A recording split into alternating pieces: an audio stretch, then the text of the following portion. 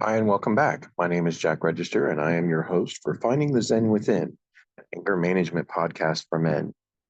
Our podcast has a really great episode for you today around issues of power and how power shows up in anger management issues. Look for future guests coming onto our program. Again, our podcast is not therapy. If you're interested in finding people to help you navigate through these issues, places like Therapy Den, Psychology Today, and Open Path are places where you can find practitioners who can help you with this. If you're struggling with thoughts of harming yourself or someone else or thoughts of suicide, please reach out to the National Suicide Hotline. It's a text message at 988. Remember, our podcast is here for information only and is not meant to be psychological services. So, as we get into the podcast today, the issue around power and how power shows up in anger is a really important issue for a lot of men because we don't really think about the idea of power being a visceral thing. But we have some thoughts about this to share with you today. So, there are lots of folks who have what some other people might see as excessive power, which means that people use their influence or their capacity or their position in ways that might be uh, dogmatic, demanding, and even abusive to people who don't have power. And men in positions of power may experience frustration when their authority is challenged, leading to an increase in anger. This frustration often stems from a need to maintain control because this idea is that many of us, when we are in a position of leadership or we're in a position of authority, we have this idea that that means that I'm right and folks just need to do what I say that they need to do. There's also this socialization that men have natural power and instinctive power simply because of being men. Well, these are all just ideas and are not necessarily true. So, what I would say to you if you're listening to this is if you've ever been in a situation where you're just confused why people are not responding to you the way that you expect them to, power and expectation go hand in hand. And anger typically is the response of many of us whenever this power or expectation gets challenged. There's also this idea of what some people might call entitlement, or I would use expected response. Unchecked power can foster a sense of entitlement where men believe they deserve special treatment or privileges. When these expectations are not met, anger may be their response. I look at this as the idea that for some of us, we have this notion that if I'm driving on the interstate and I'm in the accelerated lane and someone is doing 5 miles slower than I am, they're in my way, right? And they need to move. Or if I am trying to get my cart through the self-checkout line and someone is in front of me and they're taking longer than I think that they should, then they should move. This idea that my expectations of the world and my sense of how the world should operate, and when people don't respond to my sense of how the world should operate, that's unchecked power, that's unchecked privilege. And this expectation is a lot of what drives the frustration, which also then drives anger. I would also stem to say that in really extreme cases where people take their anger to a level of violence, it's when these expectations are so out of whack that I'm allowed to actually harm other people who do not meet my expectations and not behave in a way that I expect them to. Now, my friends, this is a really important issue because I'm not saying that anger immediately leads to violence, but anger is one of the major recipe ingredients for violence. In all of the shootings that we see and all of the situations in which people act out in a violent manner, what we see at the core of that is unchecked expectations of how the world is supposed to respond. So, what this means to the average man every day is that if you're in a situation where you're constantly frustrated, you're constantly irritated, or it's like you have low level anger all the time, check into what's going on in terms of your expectations. Check in terms of what are you thinking that the world should look like? Is the world responding to you in the way that you think that it should? That perhaps could be the core of what's actually going on. One of the things that I know a lot of research has been done about this, particularly by Brene Brown, is the idea of the fear of vulnerability. For most men, we walk around with these suits of armor on that have rusted, but it's the only way we know how to be in the world. We can't imagine what it would be like if we took off this armor and were actually just the man underneath of it. This notion that we think that other people are never going to accept us if they actually knew who we were. Power often requires maintaining a facade of invulnerability. Men who cannot acknowledge their own vulnerabilities might react with anger when faced with challenges or threats. This is a really difficult mind sort of exercise for many of us.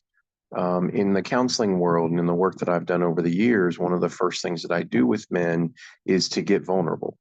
And that means to trust that you are in a safe space and that you can let down your guard. For many of us men, we are taught from the earliest age that invulnerability and that strength, that armor is the only way that we will stay safe. But that also means that we won't be connected. We won't have the ability to be with others who are important to us. That's a really important point. And I've actually said to guys before, you can stay in the armor, but then that means that there is no princess for you. There is no family for you. All you have is the journey of being on the horse trying to go find the next dragon to slay.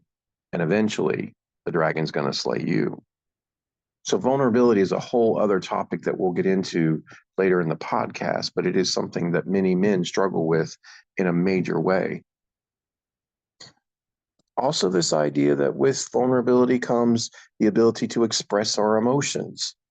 Well, I'll say this as a therapist and coach and somebody who's had these struggles myself. Emotional expression is not something that's innate. It's not something that we are born with knowing how to do. Unless you actually consider the idea that babies just cry. Babies just tell us whenever something's wrong. They'll throw a fit in the middle of things. And then with all the social conditioning, we find that suddenly people don't. But the idea is that many men don't necessarily know what is the actual emotion that I might be experiencing. Everything gets channeled into silence or anger, because anger has been the only emotion that we have been socially rewarded for displaying. And the way that I think about this is if you imagine two children playing on a playground at around 5 years old, a little boy and a little girl. She gets frustrated with what's going on in the game and throws a fit. We're going to say to her, hey, you need to be nice to the people around you and you need to share. If a little boy does that, we might actually say exactly the same thing, but the tone of voice and the way in which we show up might look different. A little boy falls down and scrapes his knee. We're going to pick him up, dust him off, and say, hey, you're not hurt. Everything's fine. Whereas a little girl, we might treat her differently. So the idea and what research says to us is that from infancy on, gender role expectation in terms of how people are supposed to show up, how they're supposed to express feelings, is actually something that's ingrained in many of us. And it's something that then leads to boys not having the ability to process difficult emotions and to be able to communicate that in the moment. And for many boys, anger becomes the only way in which those things then get communicated down the road. There's also this issue around hierarchy and dominance. You know, there's this notion that I've heard for many years in my life that you're either the hunter or the hunted, right? You're either the one who is taking folks out or you're the one who's being taken out. This idea that we have to have a hierarchy of dominance and that I have to win at all costs, right? So this notion of conquering versus cooperation, and that there's never enough of anything. So that means I have to fight for everything. I'll say that in my own experience, that is something growing up in a military family that was ingrained in me from day one. And that led to many, many, many situations where I didn't know how to respond. So I responded aggressively and with anger. When I learned the conversations of cooperation and that there really was enough for everybody and that I didn't have to be over anyone in terms of dominating them, then I actually was able to take a breath. This idea that we have to be in a hierarchy in the world in order to be able to survive is something that is a social construction. We've agreed to it. We can actually all live together and cooperate together and thrive together, versus the idea that only one kid on the playground gets to be the king of the pyramid. In hierarchical environments, maintaining dominance is often seen as crucial. Men who perceive a threat to their status or position may react with anger to reassert their dominance. We see this in all of our institutions. We see this in politics. We see this in how people show up at work, and this idea that position and title, and I have to maintain this at all costs. And if you're going to take it from me, then it's okay for me to take you out. That's a really difficult place to be in, and a place for us to actually consider that maybe there's more going on here than meets the eye. One of the other things that power does is it erases empathy. Now, I know that a whole conversation could be had about what is really empathy in the world. But the way that I look at it, as a man who is trained as a therapist and as a coach, and as someone who has spent the majority of my professional life being present to other people, empathy is simply the ability to understand and put myself in the shoes of others, and to actually consider that what someone else is experiencing may be incredibly painful, and that they don't have the tools to be able to deal with it, and maybe I can help. It is not sympathy of, oh, poor you, because this is happening. It's the idea of actually perhaps placing myself into their circumstances. And that is something that then changes the power dynamic between people. Instead of me being an outside observer who perhaps might even judge the circumstances by which I find someone, I'm actually sitting with them as if this is also happening to me. Because in reality, we all really are connected, and what happens to one of us happens to all of us. And we are all struggling just to get through the day. So I'll say this is something that I tell people all the time that I work with. No one has it figured out completely. No one has all the answers.